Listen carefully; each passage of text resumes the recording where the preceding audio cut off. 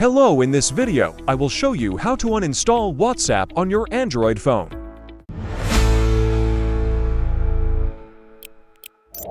Uninstalling WhatsApp on Android, you have two options. First, long press the WhatsApp icon on your home screen and tap the uninstall button that appears. Second option is my recommend option. First, go to your settings.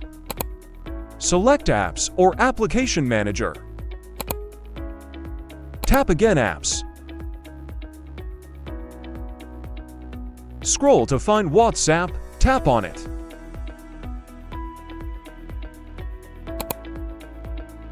Then press the uninstall button.